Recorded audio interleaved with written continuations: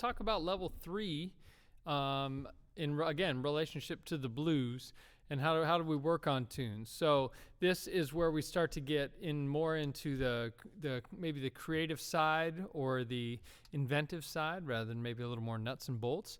But let's talk about this. 3.1, a motivic solo. Create a melodic fragment and fit it across the changes. And so this means just what it says. We play something that we like, and then we adjust it harmonically as we go. So if I take this melodic fragment, let's say this.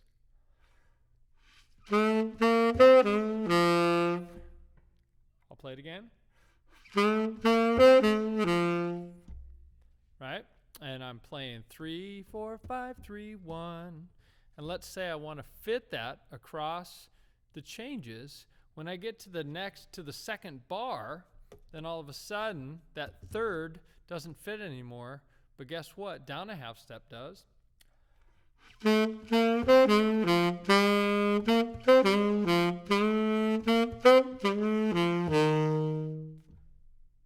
what I mean? And then maybe I keep working at it and I stick with it. And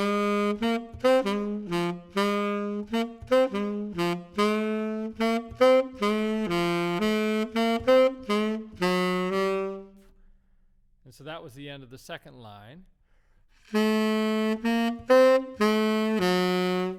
And instead of 1, I went to the sharp 1 because all of a sudden that became the third of this chord.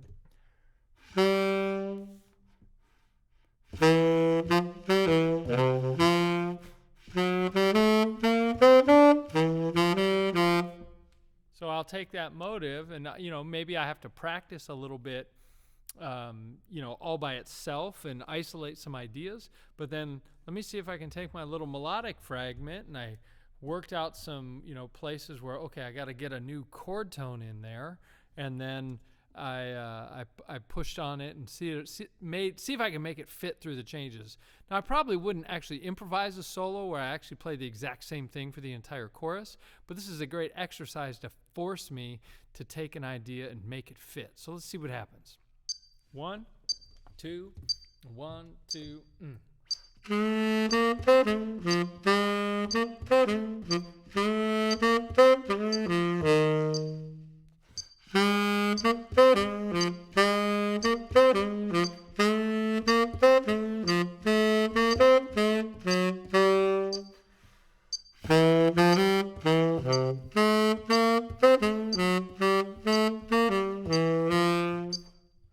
Sort of worked. I kind of, at the beginning of the third line, maybe I have to work out some things, but that's the idea. You take a motive or a fragment, and then you superimpose it across all of the chords by figuring out which notes fit. All right. So the next one, 3 point, and by the way, that was just a melodic fragment I came up with. Come up with some idea that you like. If you happen upon something you like, then hold on to it and go, okay, now let me take that and let me practice it all over the changes. You could spend an entire, practice session, 15, 30 minutes, 45 minutes, and only be working on one melodic fragment. These are not things like check it off and say, okay, I did 3.1, now I'm done. Pick one that speaks to you, that you feel like, hey, this is gonna challenge me appropriately without being overwhelming, and work on it. All right. So 3.2, leaving space. All right. So anytime we take a solo, we've just spent all this time working on all this theory, working on getting all these notes in, all these half-step connections. But don't forget that great soloists leave a space. A conversation leaves space for other people. Okay. So I'm gonna try to force myself to only play I'm thinking in 4-bar segments, and I'm going to force myself to leave the second half of those 4 bars open. 1, 2, 1, 2, 3.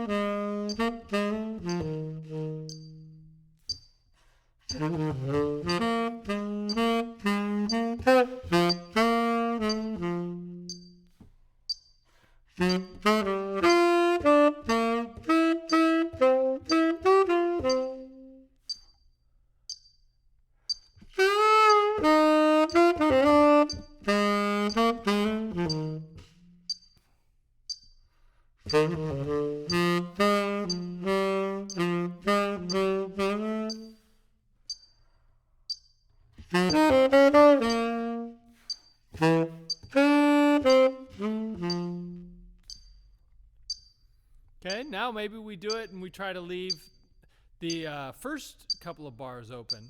I'll obviously start so you know where I'm starting, but this one's harder for me. But let's see if I can do it. 1, 2, 3.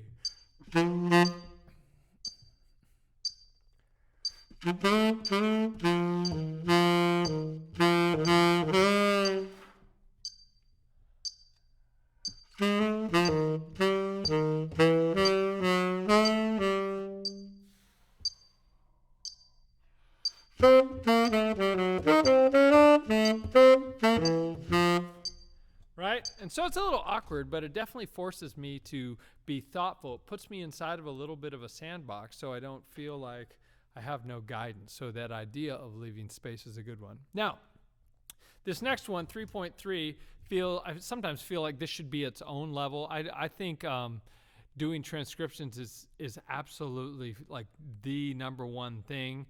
Maybe it should be bold and bigger font and highlighted, but the number one thing that'll help us grow as improvisers and jazz musicians and musicians in general. So I like to go think about a recording that I listened to back in step 1 that really speaks to me, and then I learn it. And in fact, I think picking a transcription right from the beginning of learning a new tune is really, really useful. For Bag's Groove, there's a fantastic recording of Miles Davis is a great example. So I think I've got it queued up at the very end of the melody, and you can hear a little bit of this. Check it out.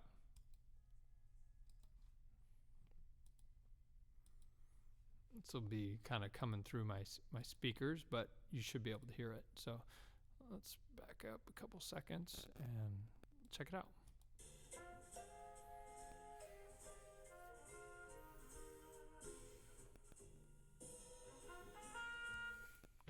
Boo, boo, ba, boo, wee.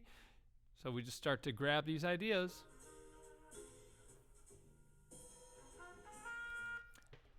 I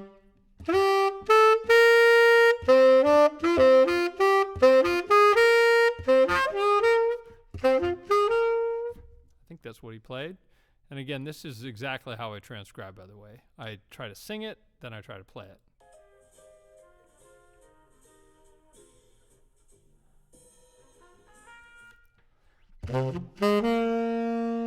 What a great little opening motive, right? And so then this is where you start to get all that vocabulary. So working through a transcription on a tune, learning the style, learning the articulation, learning the notes, just gives us so much in there. Obviously, such an incredible way to learn. And if you're looking at Bag's Groove, this has a great Miles Davis trumpet solo. It also has Milt Jackson playing a vibe solo, and I think on this track it's Horace Silver playing the piano solo. But so check them out; they're worthwhile, along with thousands of other recordings. All right, 3.4 chords and scales, right? And I've left this like all the way down here because I feel like sometimes when we start to get into scales, if we get into them too early, we really start to end up fumbling through changes, just running up and down these scale patterns without ever really being melodic or being really thinking about the important thirds and sevenths and how chord tones connect. So once you get to this place, you look at those chord changes and you start to, what does it mean? What do I mean by practicing the chords and scales? Well, on these dominant 7 chords at the beginning, these are Mixolydian scales, or major scale with a flat 7. So the first chord, the concert F7.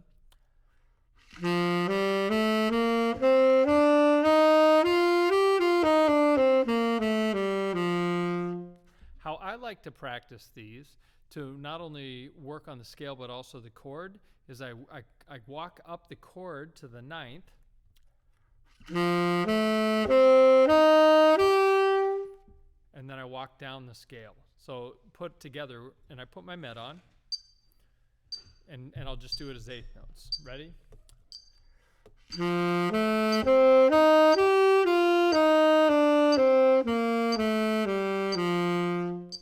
And I just work on these outside the chord changes. I don't try to do them all in a row, like sequentially. I just work on these chords. And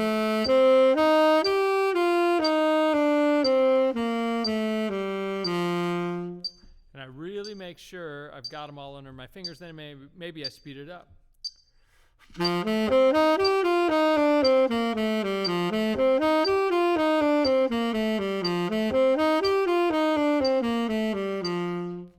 I go to my next chord.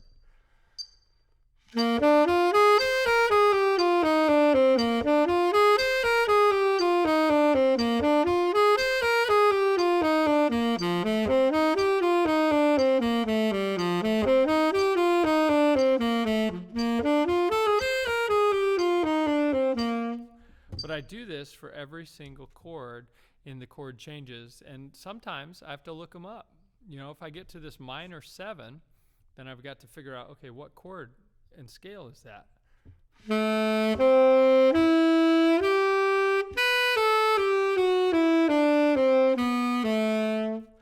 B Mixolydian, or excuse me, B Dorian. And if you've never worked on that, and this is that time to kind of get into chords and scale relationships and work through that. Okay, so that's what I work on all of these, and I work through them. The E7 flat 9, or the 6th chord, E on tenor. That one's kind of special because it has that flat 9 in it, right?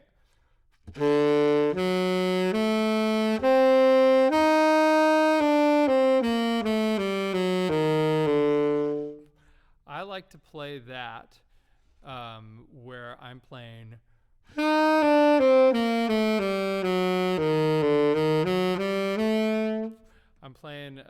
kind of an interesting scale there where I'm playing part of I'm playing it off of the the harmonic minor scale.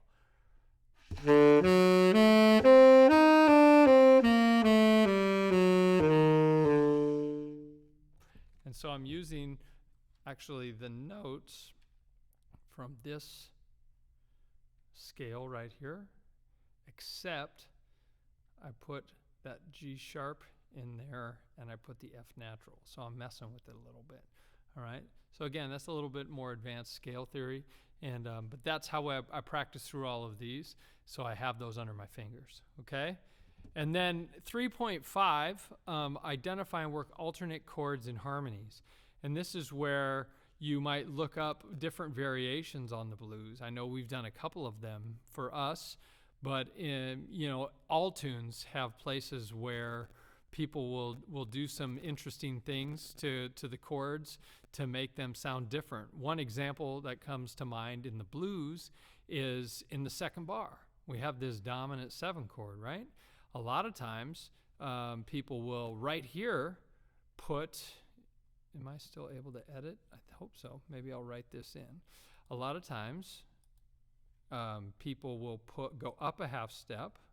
So on tenor it'd be C sharp, and they play a diminished 7 chord. C sharp diminished 7. And you might be thinking, well, why would they do that? Well, when you start to get into the harmony and the theory, that C sharp diminished 7 chord, guess what? It's the same notes from C7, except the root is up a half step. And it's kind of a cool kind of motion, right? So at the beginning,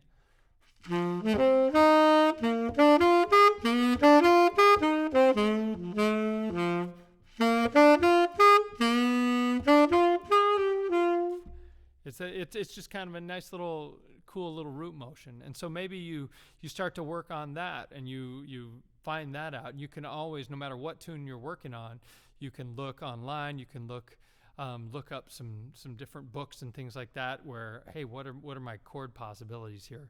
And I start to explore those. You know, a lot of times in my music, if I have a chart that I am holding on to, I'll put parentheses around it just so that I can see, hey, that's an option. And when I play this music, you know, if I feel so inspired, I could make those my chord changes. All right. And then non-harmonic triadic soloing. This is where we start to, this is kind of an advanced theoretical concept. I guess a lot of these in level 3 are, and there's some of them you might not know, so this might just be a little bit of an intro to some of these concepts. But one thing is about triad pairs, and you can start to noodle around and superimpose these. So I'm not going to go deep into that here because this video will be about another 15 minutes long. But if you want to, you know, stretch your harmonic understanding, you know, do some Googling about what is referred to in jazz as triad pairs, and know that there's some ways to approach improvising in harmony that involve finding related triads to superimpose over different chord qualities. That's as much as I'm going to say right now. But so this level 3 is, I always just think of it, that's like the extension, right? It's advanced. You do as many of these as possible when you're wanting to go really deep on learning a tune, and you work on them. And depending on the tune, depending on, you know, what you're comfortable with, what you're familiar with, maybe you don't do all of them, but as many as you can do, that's going to deepen your understanding. And when you combine this with level 1 and 2, and you do the work, the hard work and the pretty lonely work, then at the end of this, you know, especially like on Bag's Groove, I feel really confident about my understanding of how this tune works, my ability to construct a solo over it, and my ability to know what to practice to take it to that next level. And I do think the blues is a great place to start, but after you've done that, maybe you grab, you know, another tune, Autumn Leaves, or It Could Happen to You, or All the Things You Are, and you start again on this same process, level 1, 2, 3, and work through it. And this is how jazz musicians grow their repertoire of learning music and knowing tunes and getting to that next level. So I hope you found this helpful, and we'll see you in there.